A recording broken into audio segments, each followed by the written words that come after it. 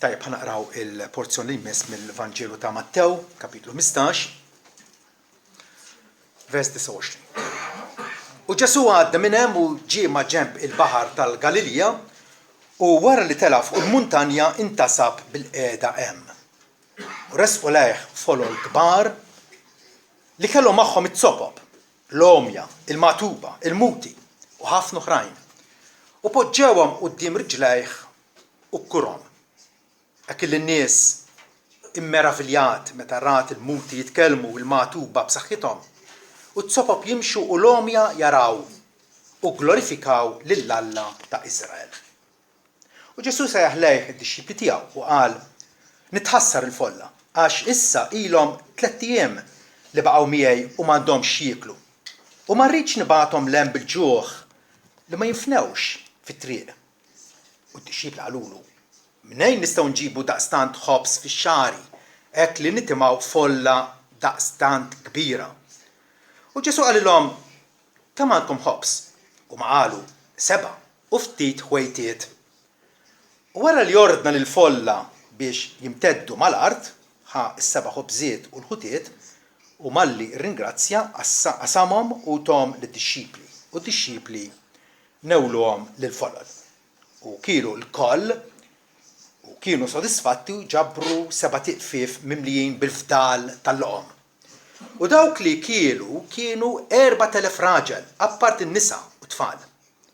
Wara li bad il-folol lem, imbarka fuq id-dajsa u ġie fir-reġjuni ta' Magadan.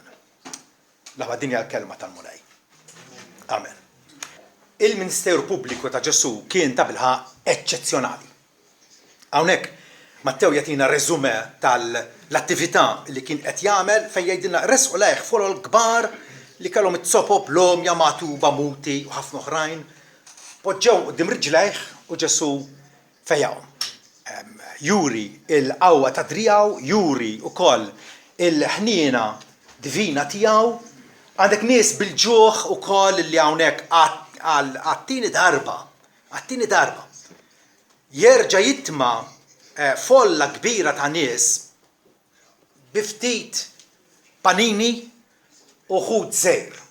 Tant illi mhux biss xebgħu imma kien fadal ukoll il-loqom illi inġabru wkoll. Inħarsu lejn il-ħajja ta' Ġesu u naraw ta' bilħaq avvenimenti straordinarji illi llum ma narawhomx, vera? Llum ma narawx dan it-tip ta' mirakli, dan it-tip ta' turija evidenti tal-glorja t'Alla. Ġesu innifsu matul il-pritkaru tal-im tiegħu kemm il-darba irrifera għal kien ħobb isejħilhom sinjali jew mirakli, eġubijiet li kien qed jagħmel bħala konferma illi kien il-mibgħut tal-missier. Kwalunkwe bniedem jista' jqum u jgħid jiena mibgħut minn Alla, ma mettu hekk għamel pereżempju, jiena l-profeta tal-Alla imma m'għamel ebda mirakli. U ħafna oħrajn bħalu. Li huwa allura huma imposturi, ħansejħulhom hekk, kelma li toqgħodulhom perfettament. Imma Ġesu hawnhekk wera li hu il-profeta, is-salvatur awtentiku tal-Alla bil-mirakli kien qed jagħmel. It-testimonjanza li għandi għal Lut hija akbar minn ta' Ġwanni. Ġwanni xedlu u qal dan huwa dak il-sit li kellu jiġi. Ġwanni xedlu ma' Ġesu qal it-testimonjanza li għandi hija akbar minn ta' Ġwanni. Għax l-opri li tan il-missier sabiex intemmhom, l-opri nfushom li jiena qed nagħmel jiġdu dwari il-missier batni. Ġesu qiegħed mela jirreferi għal l-emil straordinarju tiegħu, l-emil mirakolus tiegħu, bħala prova, bħala evidenza illi il-missier batu. Mbagħad f'okkażjoni oħra lil Lut jgħidilhom qedtilkom u ma temnux l-opri li jien nagħmel fisem missieri dawn jiġdu dwari. Imma ma temnux għax intom m'intomx min-naċ tiegħi. Ġifi bħalma kien hemm nies illi kienu attirati lejh. Pietru pereżempju qal mulej għand min immorru int għandek li kien taħdem, kien diġà konvint illi da biex qed jagħmel dal-mirakli bil-fors mibgħut minn Alla.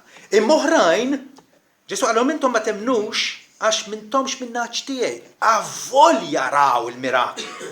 Il-mirakli isostnu l-fidi tad-dixxipli imma kapaċi wkoll igerxu lil dawk li ma jemnux. Infatti llum il-ġurnata jekk tajt xi ħadd aqra xi wieħed mill-Vanġeli. U xi jibda jaqra dwar dal-mirakli jgħid dan x'leġġendi huma. X'ħrejef huma. X'rakkonti ta' barra minn huma. Il għaliex ċertament dan illi għamel Ġesu matul il-ministeru tiegħu illum il-ġurnata ma narawhomx.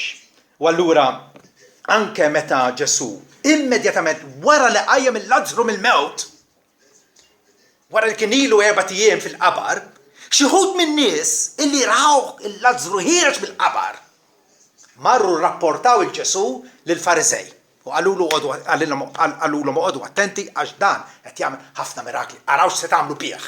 Anke l-edewa tiegħu avolja ma ċċettawx kienu jafu li l-mirakli tiegħu mhumiex sempliċement tricks, mhumiex sempliċement magic, imma kienu ta' bilħaq mirakli straordinarji. Għal-inqas Nikodemu kien sinċir meta marandu bil-lejl qallu għallim, aħna nafu, aħna il-mexxej reliġjużi. Nafu li inti għallim ġej minn Alla. Għax ħadd ma jista' jagħmel dawn is-sinjali jew mirakli qed tagħmel jekk Alla ma jkunx miegħu. Ġifieri, kull min ra il-mirakli ta' Ġesu kellu jevalwhom ħanaċċetthom bħala prova tad-divinità tiegħu li hu mibgħut mis-sema jew se indur kontra tiegħu. U din il-ġrajja ta' Ġesu qiegħed sal-ġurnata tal-lum qiegħed in-nies f'sali pit-toroq tiddeċiedi favur tiegħu jew kontrih. Il-ministeru tiegħu iġibna f'pożizzjoni li ma nistgħux nibqgħu newtrali. Ħafna qarrejja moderna llum jitfixklu dan it-tip ta' rakkontar, pereżempju għandna l-filosofu David Hume, Skoċċiż, fis-seklu 18, illi qal il-fatt li hemm dat tip ta' stejjer mirakolużi żgur ma saħħawx għax aħna ma narawhomx illum il-ġurnata. Ma narawhomx. U allura żgur li huma leġġendi ħelwin, però tafu intom illi anke n-nies illi kitbu dwar Ġesu fi żmienhom fl-ewwel seklu, fi żmien meta qed jgħix Ġesu, f'dak l-istess seklu. Isemmu wkoll il-mirakli u ilqgħu mill-mewt tiegħu. Għandna fosthom awturi Latini bħal Tacitus, Flavius Josephus li kien storiku ludi li ħallilna storja dettaljata ħafna u jitkellem ħafna dwar Ġesu.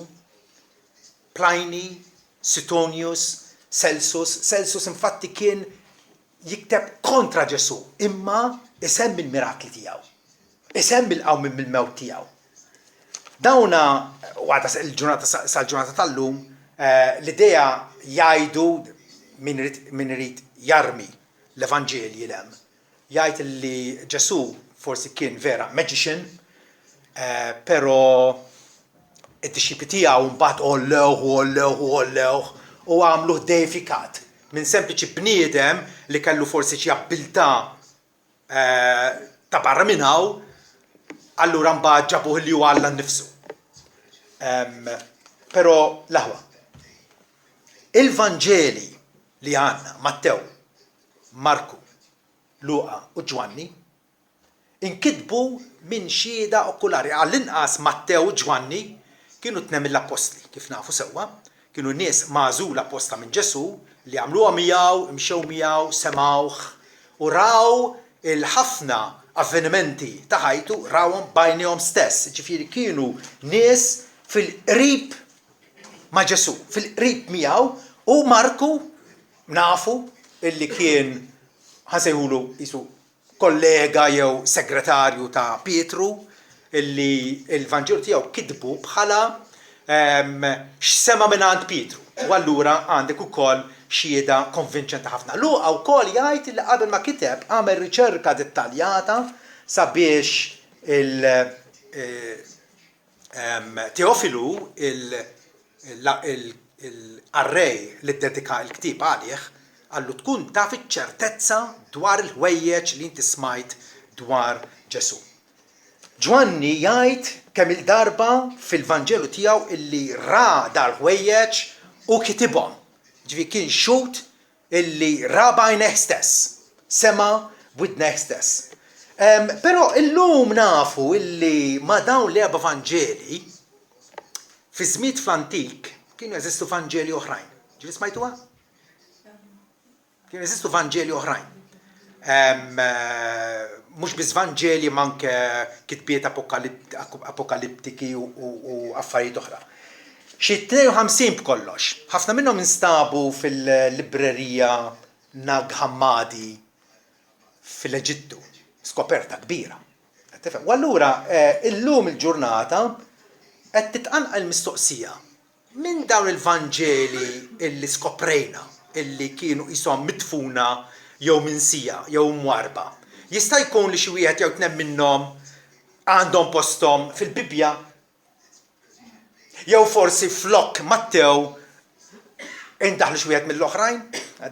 Hija kwistjoni illi xi wħud għanqluha u anke jgħidu forsi kien hemm xi kumplott biex jingħażlu dan l-erba' Mattew, Marku, Luqa u Ġwanni u l-oħrajn għal xi raġuni baqgħu barra.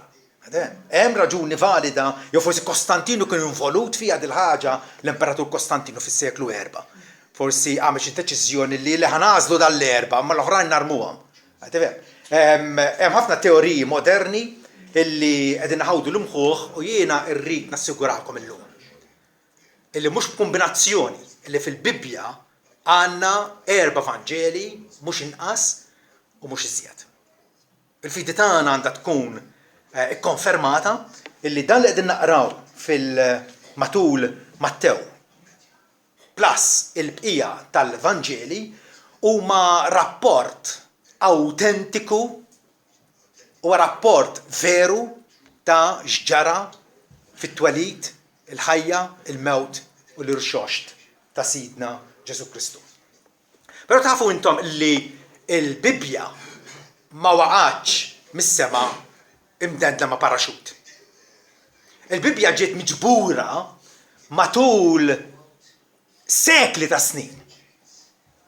Alla nqeda bil-poplu tiegħu li taħ kelmtu u l-poplu tiegħu ħaħsieb biex jaraf dawk il-kitbiet ispirati, emmi għal-kelma, kitbiet ispirati, kitbiet li ħarġu minn fom Alla, kitbiet illi Alla għaddihomna bħala l-messaġġ autentiku u veru tiegħu.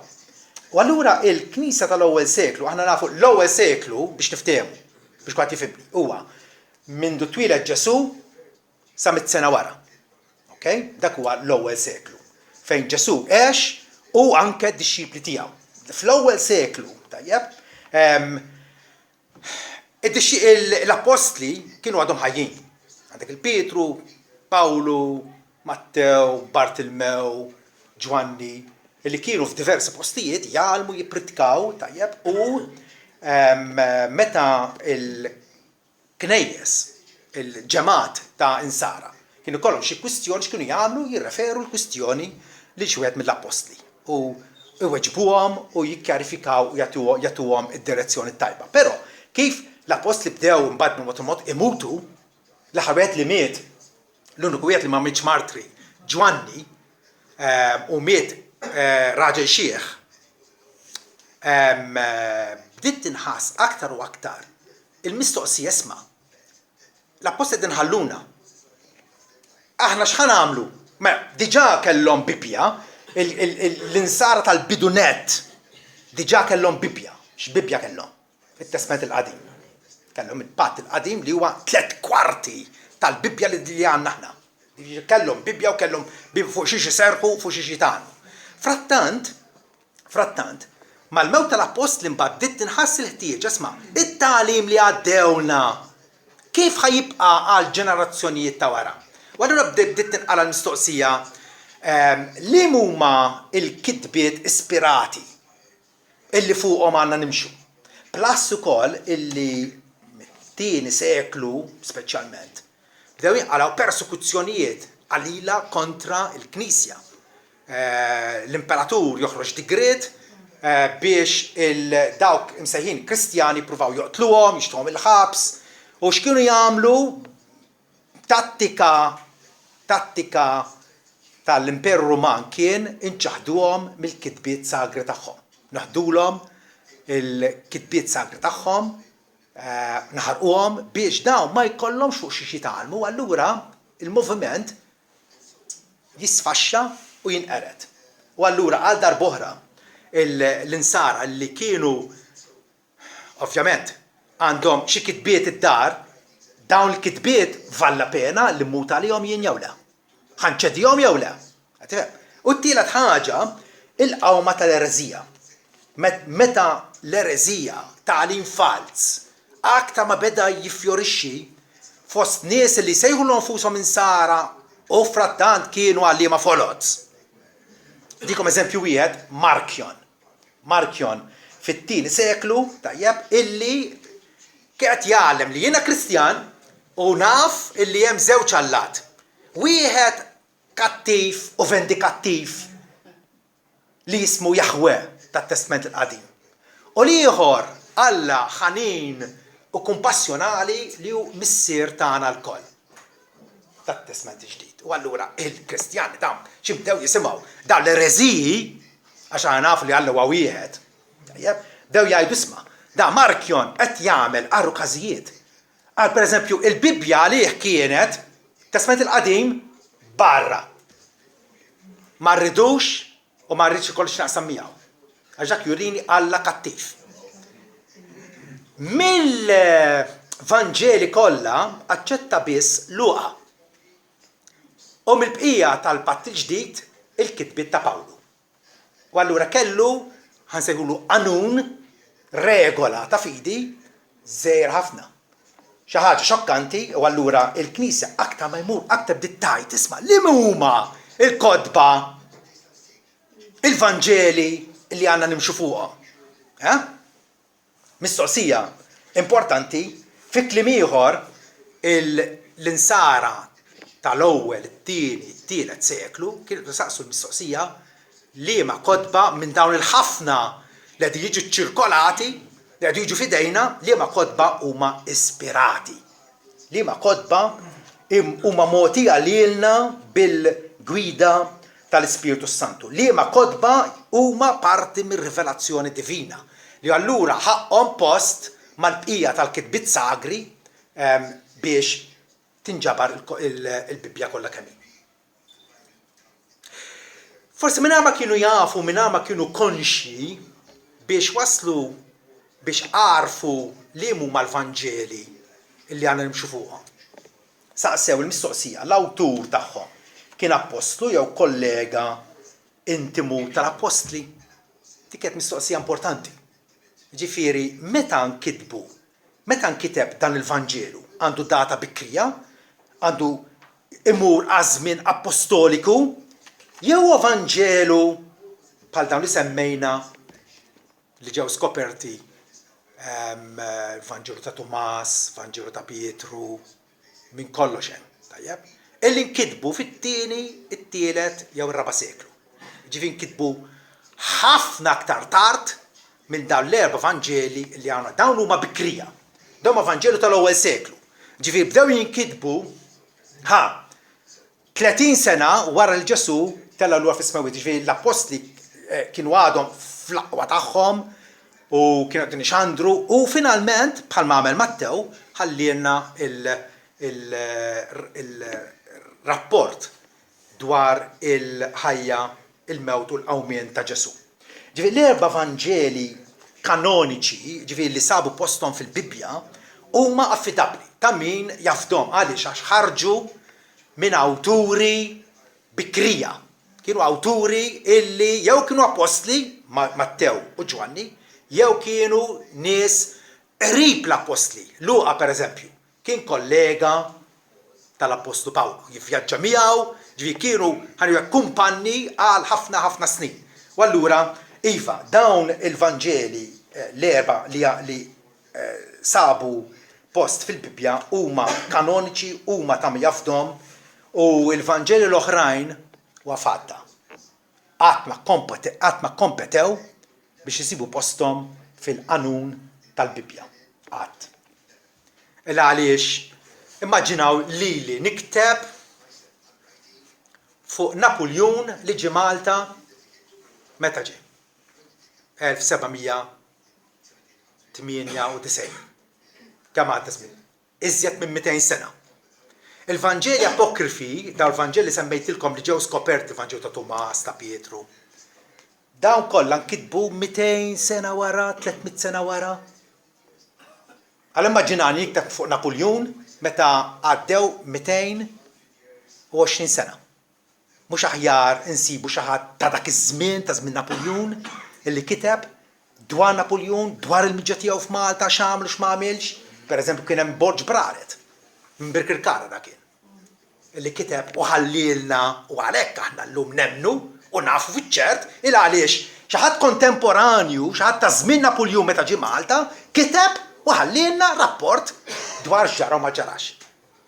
Il-Vanġeli kanoniċi Mattew, Mark, Luqa u Ġwanni huma ta' żmien bikri. Il-Vanġeli l-oħrajn mhumiex. U allura bir-raġun illi dawn il-Knisja laqathom l-oħrajn le. Apparti minn hekk, il-Vanġeli apokrifi huma pseudepigrafa. Tgħid ix-xilmar li taħbed il-kelma. Pseudepigrafa ġifieri. Il-Vanġelu ta' Tumas. Meta mhux veru Tumas kitbu u din nafuha ċertissimu nafuha din. ċertissimu. Għax tant huma lejt imwaħra dawn ġifieri inkitbu, pereżempju, il-Vanġelu ta' Tumas inkiteb għall-inqas 200 sena wara li Tumas kien ilu mejjed. U allura tindunaw x'qed jiġri hawnhekk? Dawn ma' Vanġeli illi qegħdin jippużaw bħala jgħaddulna l-verità dwar Ġesu. Meta anke fit-titlu tagħhom hemm gidba ħoxna. Il-Vanġelu ta' Tumas mhux veru u ta' Tumas. U dija mattija kulħadd. Kull studjus, kull professjonist f'del qasam. U allura iva, bir-raġun dawn huma l-Vanġeli illi aħna għandna nimxu fuqhom u l-bqija nodduhom bħala giddieba mill-għanqut, kif ngħidu bil-Malti, giddieba mill-bidunet huma giddieba. ċertament taqra l-Vanġelu ta' Tumas, pereżempju, fi ħafna affarijiet tajbin illi bażikament tikkupjhom minn wieħed mill-Vanġeli tagħna. Però fih ħafna u ħafna ċuċċati oħrajn. U vera ċuċċati.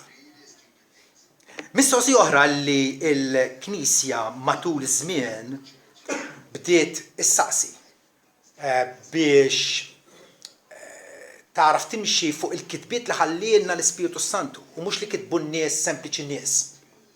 Hija din jagħtu evidenza li huma rakkonti storiċi, li huma rakkonti awtentiċi. Mela, Mattew hawnhekk mingħajr tlaqliq u mingħajr riserva mhux qed jiskuża ruħu jgħid isma' dawn il-mirakli ta' sopop jimxu l-omja jaraw, il-matuba mfejqa, il-muti jitkellmu. Għamilha kemm il-darba matul il-Vanġelu tiegħu. Illi jagħti sinossi ġabra fil-qosor mhux biss jirrakkonta mirakli wieħed imma jgħid li Ġesu għamel bosta mirakli. Għamel mirakli b'abbundanza u ma jistix jgħidha għax jaf illi kienet xi ħaġa vera. Imma meta nibdew naqraw il-Vanġeli apokrifi, dal-Vanġeli nkitbu ħafna aktar tard, kultant jaqbdek id-daħq xejn tibda taqrom. Pereżempju, il-Vanġelu ta' Pietru li ħanfakkarkom mhux Pietru kitbu, imma xi ħadd li poża ta' Pietru allura rrid jingannana, rrid jitaqbina, ftakru għadi. Mela l-Vanġelu ta' Pietru hekk imsejjaħ jiddeskrivi il-qawmin ta' Ġesu, meta Ġesu qam minn bell-imwiet. Meta ħareġ mill-qabar titqux. Ġesu kien għoli 10 solari. Waraj mill-qabar ħareġ is-salib. U nipjaċir li hawn xuħud minnkom li jagħmlu riċerka tagħhom.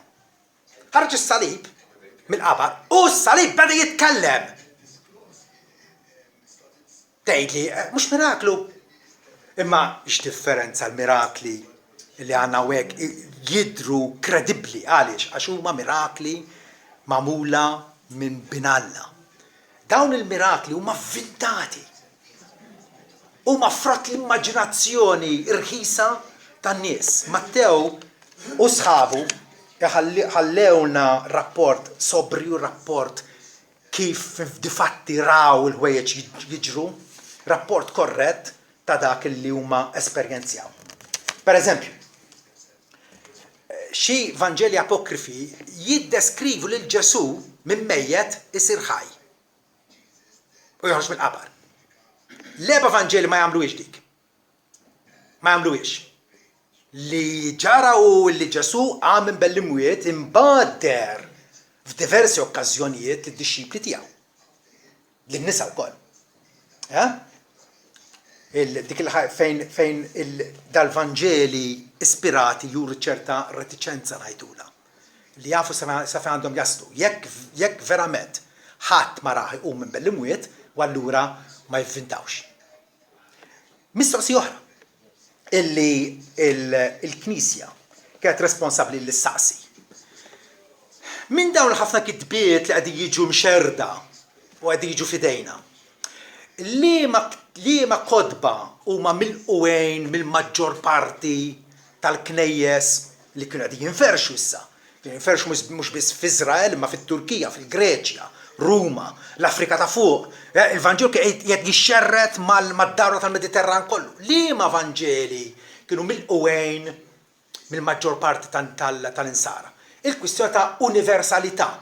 Dan huwa ktieb illi għandek grupp ċkejken li ħadd ma jaf bih u allura laqgħu il-Vanġelu ta' Pietru.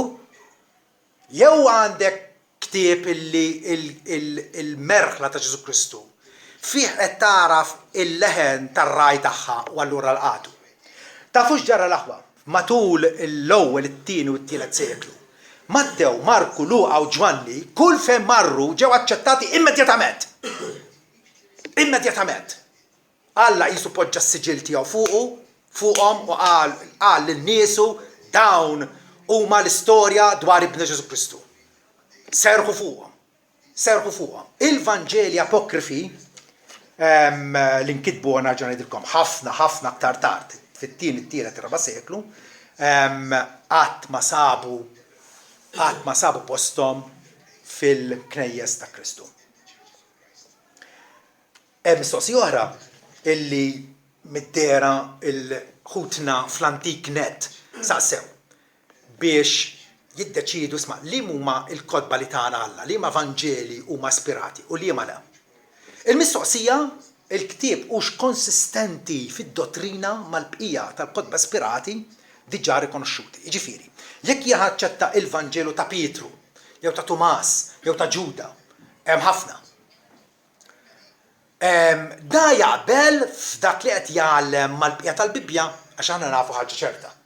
Bħalma kienu jafuha ħutna fl-antik. Illi Alla ma jkontradixxix li hu nnifsu vera, Alla ma jgħidx mod imbagħad jibdel fehmtu mod ieħor band oħra. Il-kodba huma konsistenti fid-dottrina, jiġifieri hemm armonija bejn Mattew u l-bqija tal-Bibbja. U allura dik kienet ukoll għajnuna biex Mattew, Marku, Luqa u Ġwanni jiġu aċċettati, mentri l-oħrajn le. Ħansemmilkom wieħed mill-Vanġeli apokrifi. Meta ngħidu apokrifu ġifieri Vanġelu moħbi, Vanġelu li inkiteb però kważi ħadd ma ta' kasu. Illum qegħdin jagħmlu plejtu fuqhom u qiegħed ngħidilkom qed tittallim biex fil-każ li ltaqgħu ma' xi ħaġa jkunu diġà qafżati, ma titfixklux. Hemm l-Infancy Gospel of Thomas.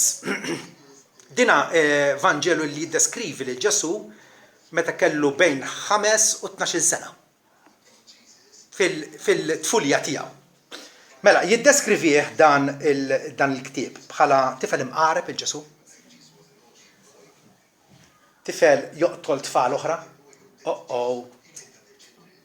Joqtol tfal oħra. U għaliex qatlu lil wieħed minnhom għax ħabat miegħu u mhix ħabat miegħu. U Ġesu qatlu. Ġesu qatel tifel ieħor, Ġesu wara li ġaba l-ilma li ieħor xarridulu. X'ħin il-ġenituri tat-tifel mejjed marru biex jilmentaw. Maħabba li Ġesu qatlilhom il-binhom, Ġesu għamihom. X'rakkonti tal-bħanan tal-istupidi huma dawn. Vera? Vera jew le? Hemm storja oħra. Illi Ġesu kellu id-delizzju li jagħmel il-ħammiem mit-tafal, jifforma mit-tafal, per darba akkużaw li kien qed jaħdem nhar ta' Sibt, għax kien qed jagħmilha ta' fuħħar nhar ta' Sibt. Biex ma jqabadx, Ġesu nefħilhom il dawn il-ħammiem ħadu l-ħajja u taru.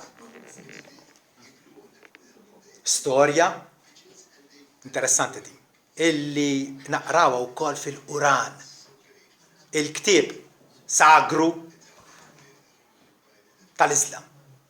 Li bekk jurina, imqar dik l-istorja biss, bekk jurina dak il-ktieb. Dak il-ktieb. Huwa ktieb fals. U ma stix ngħidha. Il għaliex Ġwanni jgħidilna li l-ewwel miraklu li għamel Ġesu għajdu jintom. Suppost tafu. Meta qaleb l-ilma f'inbit matul tieġ f'Kana. U allura dik l-evidenza, kif qed nagħtilkom, l-insara tal-bidu illi Alla inqeda bihom biex jarfu liema Vanġeli huma mogħtija għall-istruzzjoni u għat-tagħlim tagħna. Dawn saqsew ukoll mistoqsija. Dal-ktieb għandu evidenza ta' valur spiritwali u etika għolja, ġifieri jgħallem biex ngħixu ħajja tajba? Jew le? Mistoqsija tajba. Vera jew le? Il-mistoqsija ta' valur morali. Il-Vanġelu Sigriet ta' Marku jiddeskrivi l-Ġesu bħala ħati ta' dnub bid-drawa, mhux dnub bid-drawa, illi qasħan is-sogra ngħidilkom x'inhu. Għax ma rridx inħammġilkom moħħkom. Ma tkunx fejn tiċċekkjawha din. Hija xi ħaġa tal-waħx kif dawn il-Vanġelu Sigriet ta' Marku. Meta kont iżgħar ħareġ id-Da Vinci Code, minn fejn ġabha din l-idea? Dan Brown illi Ġesu kien iħobb lil Maddalena. Min wieħed mill-Vanġeli apokrifi. Illi jgħid il-Vanġelu ta' Filippu. Miktub f'nofs is-seklu tlieta, ġifieri wara li għaddew 200 sena u fuqhom, da kiteb dwar Ġesu. Bħalli kieku qed nikteb dwar Napoleon. Ara x'naf dwar Napoleon. Mingħajr ma nikkonsulta id-dokumenti li ħallewna n-nies ta' dakinhar. Il-Vanġeli tagħna huma miktuba minn nies illi raw u messew bidejhom u semgħu bidnejhom. Il-Vanġelu ta' Filippu f'nofs is-seklu tlieta jgħidilna li Maddalena kienet martu. U kotazzjoni. Ġesu biesa sikwit fuq xofteha. Liben qaddis Talla illi hu nnifsu qal min jommi u min huma ħuti. Dawk li jagħmlu r-rieda Talla, dawk li jisimgħu il-kelma Talla u jagħmluha. Ġesu kellu familja, ma kienx familja fiżika bħalma aħna ninsabu membri tagħha. Min jommi, min huma ħuti. Ġesu ma kienx fl-interess tiegħu illi jiżżewweġ il għaliex il-missjoni mogħtija lilu kienet wisqora minn hekk. Li jiġbor il-familja kollha Talla, miż-żminijiet kollha, mill-pajjiżi kollha tad-dinja, familja waħda ta' Alla, bis-saħħa tad-dem tas-salib. Il-Vanġelu ta' Tomas ukoll għandu fehma negattiva ħafna dwar in-nisa. Wara li jgħid ħafna affarijiet tajba dal-Vanġelu ta' Tomas, rajtu jiena, jispiċċa billi għaxxa u jgħid illi jekk mara ma ssirx raġel ma tistax tidħol fis-saltna Talla. Jiddispjaċini għalikom nisa, ma għandkomx ċans.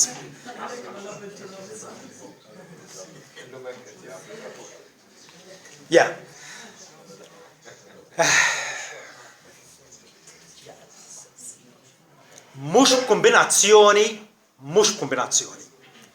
illi il-fus tal-Bibja huwa Mattew, Marku, Luqa u Ġwanni. Mhux kombinazzjoni. Kien evanġeli oħra dal-evanġeli oħra x'int qabbilhom isek qed tqabbel tpenġija ta' tifel tal-kindergarten mal-Mona Lisa. Il-Mona Lisa tafu x'kienet. L-isbaħ pittura tad-dinja. L-iżet waħda taħila li qiegħda fil-Louvre. Isek qed tqabbel tpenġija ta' tifel tal-kindergarten ma' Min-nies jistgħu jgħidlu jridu u jistgħu ħawdu l-moħħ kemm irridu, aħna ħankunu b'għajnejna miftuħa u ngħidu grazzi Mulej li tajtna rapport awtentiku dwar ibnek Ġesu. Rapport affidabbli, rapport li nistgħu nafdaw fuqu, rapport li nistgħu nimbnew fuqu bħalma qal Ġesu min jisma' kliemi u jagħmlu nxebbħu ma' raġel li bena il-dar tiegħu fuq il-blat. Fuq il-blat. Issa ovvjament l-agnostiċi u l-infidili u nies oħra li ħsibhom biex iħawdu l-borma u jiżaraw id-dubju ma għandkomx għalfejn iddubitaw dak li ħallina Alla. Għandu t-timbru tiegħu ejjew mhux biss naqrawhom l-erba' Evanġeli, insiru nħobbuhom għax aktar ma aħna niltaqgħu ma' Ġesu x'jiġrilna aktar insiru nxbħuh, aktar insiru dixxipli ġenwini tiegħu. Ebda denominazzjoni qatt ma aċċettat il-x'Evanġelji antiki apparti dawn l-erba' li sabu posthom fil-Bibja mqazza. Aħna nsejħulhom Evanġeli kanoniċi. Evanġeli jiffurmaw parti mill-Bibja kollha kemm hi. L-oħrajn qatt ma ffurmaw parti mill-qanun tal-Iskrittura. U ovvjament aħna nemmnu li Alla tagħna u Alla ħaj, Alla illi kapaċi gwida u difatti jiggwida l-poplu tiegħu biex iva jarfu li ma kienu l-kodba li huma l-kodba ispirati illi tagħna permezz tal-apostli jew il-kollegi tagħhom. Lit provvidenzjali tal-Alla ġifieri kienet hemmhekk ma kienx b'kombinazzjoni ir-raj Ġesu qal ir-raj jiggwida lin-naċ tiegħu, imexxi lin-naċ tiegħu u difatti iva in-naċ tiegħu għarfu il-leħen tar-raj tajjeb. Ma kienitx id-deċiżjoni ta' xi knisja illum il-Knisja Kattolika targumenta li il-konċilji tagħha illi determinaw li dawn l-erba' mhux oħrajn mu veru xejn, ara ma temnuhiex lill-kitba. U laqqas mu veru li kien il-Papa Damasu li jagħmel l-ewwel lista tas-27 ktib tal-Patt il-Ġdid. Dawk inġabru għax ġabarhom Alla u tom Alla lin-niesu. Tom Alla lin-niesu. Mill-mument li nkitbu kienu diġà fil-qanun tal-Bibja, kienu diġà parti mill-Bibja.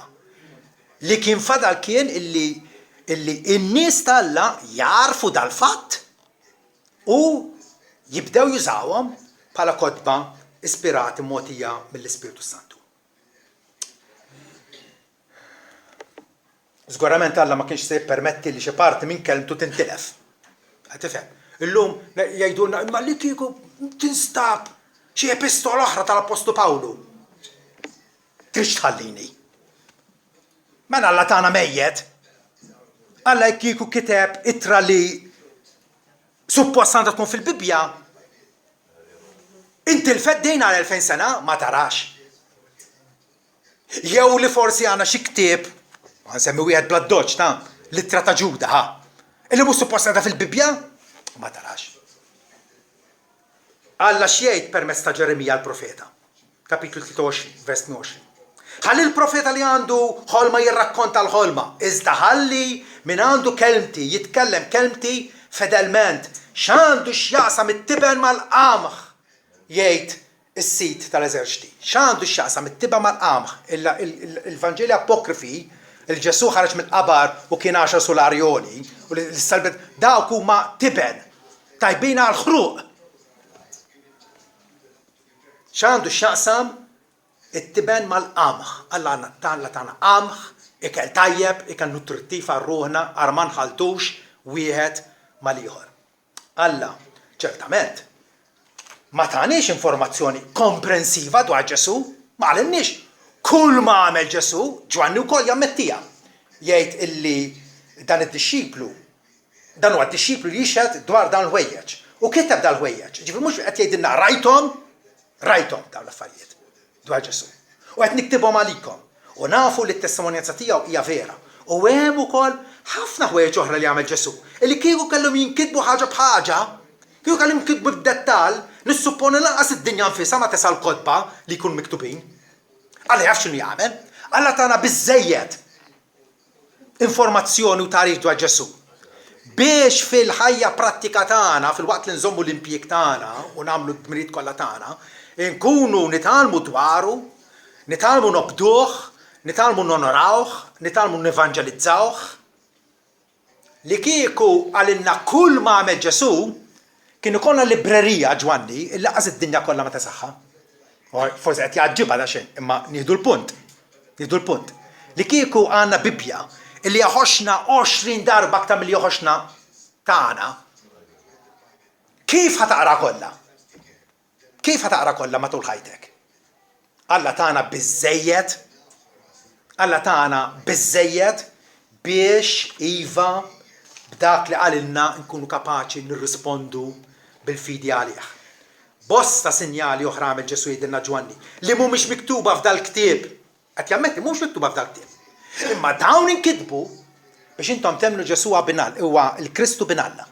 U biex billi temnu jkollkom il-ħajja f'ismu. Ġifieri Alla fl-erf tiegħu tagħna biżżejjed biex nisimgħu dwar il-ġrajja ta' Ġesu, insiru nafu illi l-mewta tiegħu fuq is-salib kienet mewta sostituzzjonali miet minn flok il-midinbin sabiex aħna niġru lejh ħalli fih insibu il-maħfra u l-ġustifikazzjoni tagħna. Dik hija testimonjanza illi ħallilna Alla l-imbierek. Inqeda Mattew, Marku, Luqa u Ġwanni, awturi affidabbli, awturi illi f'dak li kitbu jaqblu flimkien bħal ingwanta li ddaħħala ġolit. Taqbel, perfettament taqbel. Dik it-testimonjanza x'qed tagħmel biha. Qiegħed tilqaħħa, qiegħed taċċetta. Ġwanni l-Apostlu jgħid jekk nirċievu t-testimonjanza tan-nies u aħna nemmnu xulxin vera, jekk m'għandniex xi raġuni li għala niddubitak ħanemlek jiena. Imma t-testimonjanza talla hija akbar għax din hija t-testimonjanza talla li huwa xehed dwar ibnu. Kull ma nafu dwar Ġesu, li nistgħu ta' bilħaq ngħidu din hija ċerta, mhux minn dak li kiteb Celsus, mhux minn dak li kiteb il-Vanġelu tal-infanzja ta' Ġesu, mhux dak li kiteb Tacitus jew Suetonius. Kollha kitbu u kollha għalu kellhom jgħidu, ma it-testimonjanza li Alla xehed dwar ibnu hija din. Min jemmen f'bin Alla għandu t-testimonjanza fih innifsu. Min ma jemminx li Alla għamlu giddieb għax m'hemmx fit-testimonjanza li Alla xehed dwar ibnu. Alla l-istorja dwar ibnu għalina u dik hija l-Vanġelu. Il-Vanġelu huwa l-istorja dwar ibnu. Illi kien inkarnat fostna, imwieled minn mara, sar taħt il-liġi biex jifdi lilna konna taħt il-liġi u biex insiru ulied adottivi tiegħu. Min għandu liben għandu l-ħajja. Min m'għandux liben Alla m'għandux il-ħajja. Għalhekk inkitbu l-Vanġeli l-aħwa.